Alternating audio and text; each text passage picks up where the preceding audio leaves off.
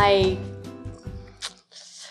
problem in my life is I have this wonderful life. I come home from work. I play with my children at home. I play with my dog. I listen to your CD every week. And I really feel so incredibly thankful. My contrast is, and this is not very deep, I procrastinate. My house is a mess.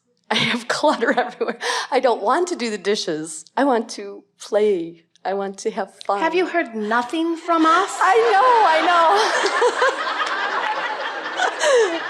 know. This is what makes you fun. I know, I'm fun. You can be really neat or really fun. We choose fun. I agree with that.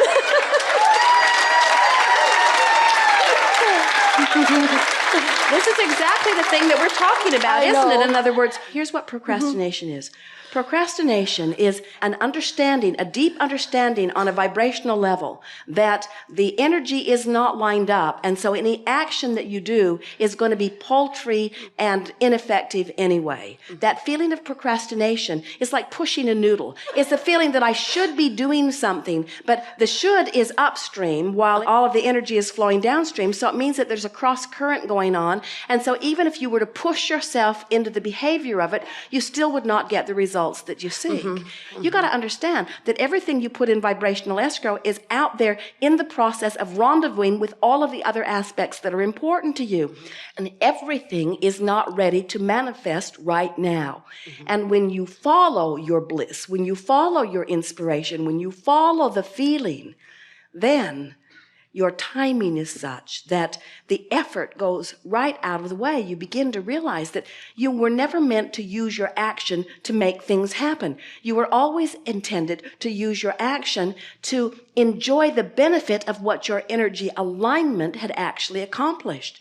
You create through thought. You create through vibration. What you create in your day-to-day life is not different from the way the molecules of this time-space reality have formed into that which you call your planet. It was thought first and vibrational alignment. Everything is that way.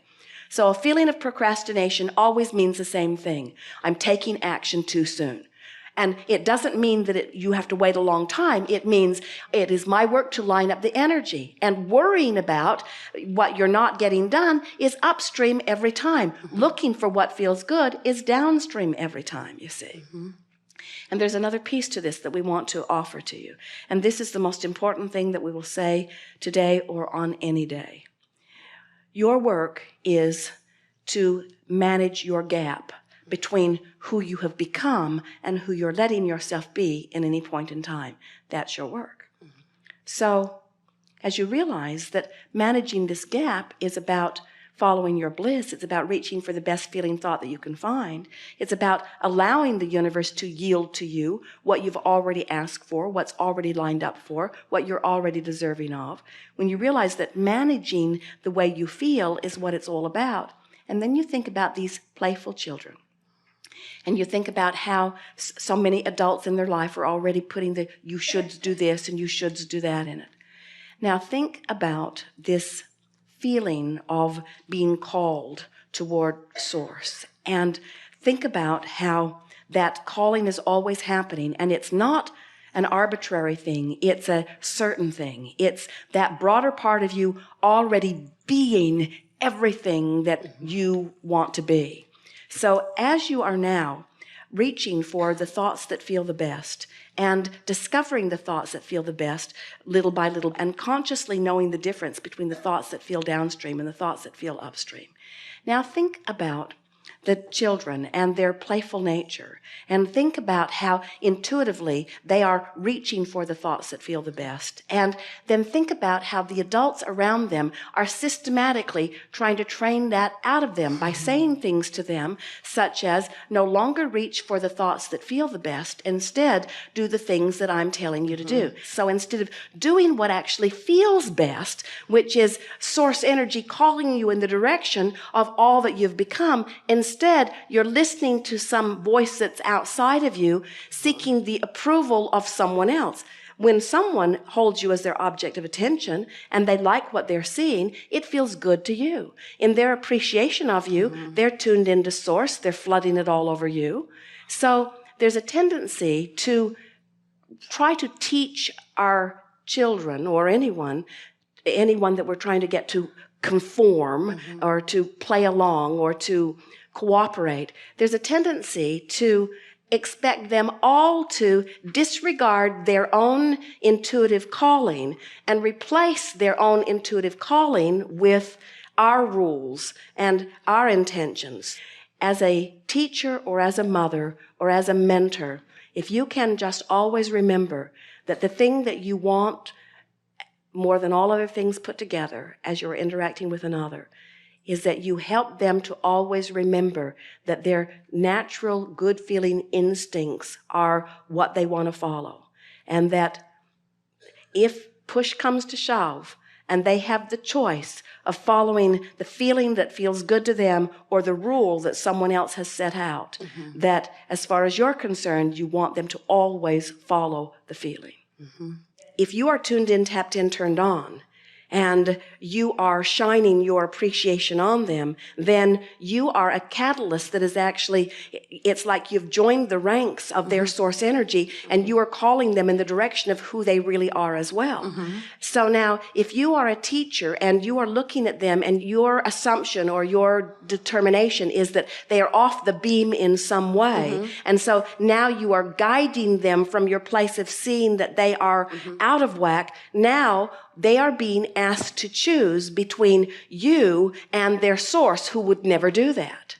Can you feel the distinction in this? This is such a powerful thing to understand. And that's where people begin to lose their sense of their own guidance, where someone with a louder voice or someone with more authority or someone who has the ability to give or withhold rewards, when you stand as that kind of an arbitrator in someone's life and you're not tuned in, tapped in, turned on as you are guiding them, now they're confused about what's the right direction to take. And we think that's why you find them, for the most part, joyous when they are in the classroom with you, because you managed, for the most part, to be connected to your source as you are approaching them.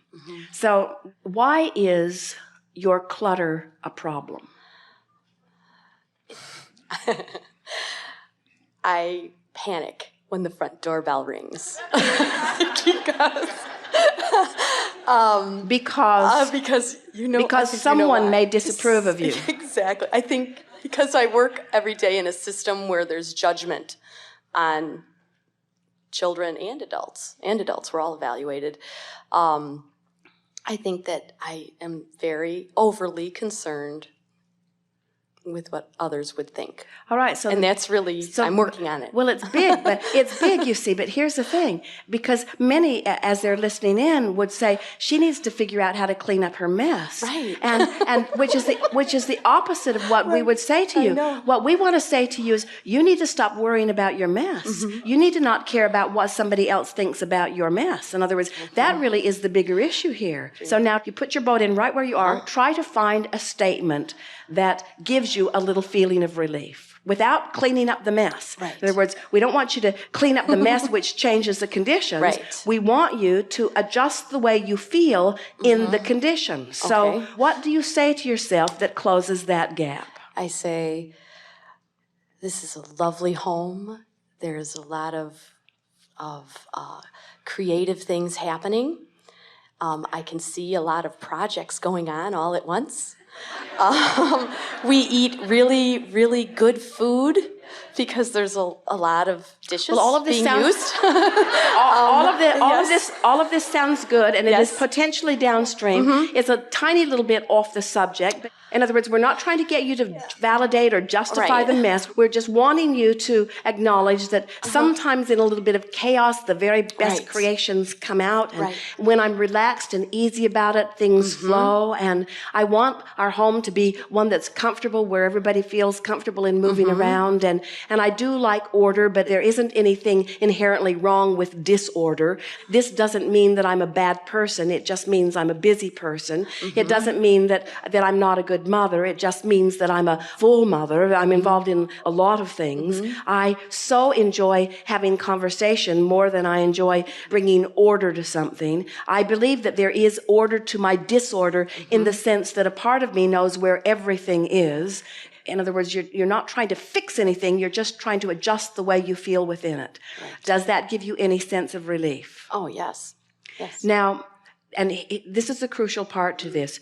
We're not guiding you to cleaning up your vibration so that then you'll be inspired to the action that will bring order to your house. We're not trying to get you to come into the back door and align energy so that then you'll get your act together and keep your house so that the neighbors will approve of it. That's not the point of this at all. Right. We really are wanting you to find alignment with Source regardless of whether your house is clean or not. Right. Right. And when you show yourself that you can love yourself whether your house is messy or not, that you can be proud of yourself as a mother and as a teacher and as a homemaker, in other words, we promise you, the Source within you is not proud of itself because it keeps an orderly house. The Source within you feels the way it feels because it chooses only the thoughts that feel good. Can you feel the difference? Yes. We don't want you to clean up your house. We want you to find a way to be happy in a house that's messy. That really is what unconditional love is. And when you are happy in a house that's messy, here's the miraculous thing. It's not miraculous, but here's the seemingly miraculous thing that happens. If all the time that you've been messy, you've been putting order in your vibrational escrow, when you stop pushing against not having the order, you will be inspired to the things that will make the order come about with ease. So the question is an orderly environment really in your vibrational escrow? And we say, well, whether an orderly environment is in there or not, feeling good is something that's in there. We are so looking forward to the day that the doorbell rings and that you look around the chaos of your home and you throw open the door and you say to whoever it is, and we hope it is the most fastidious, picky person on the street, and you say, welcome to my home. And the person walks in, and they look around, and you can almost hear what they're thinking. And you don't care. Because you have for days now been practicing coming into alignment with you and in alignment with you and alignment with you. So here's this uptight, very orderly person feeling all uncomfortable about the disorder of your life. And there you are, a really rare specimen of a human adult. You're joyful in your disorder because you don't give a rip what anybody else thinks. You only care about your own energy alignment, and your own energy alignment is in place. And you know what that means? That means the doorbell rings, you don't feel the fear. You know why? Because the fear isn't there. You know why? Because fear can't be present within you when you're in alignment.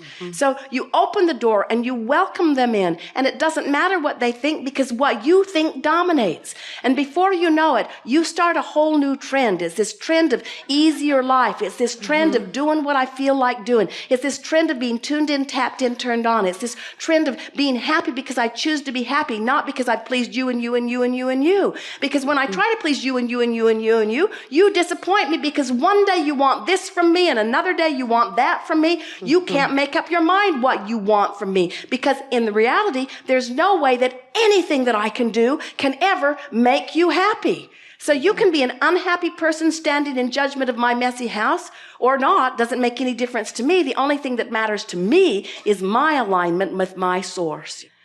And that's what those little kids know. They're not naturally neat.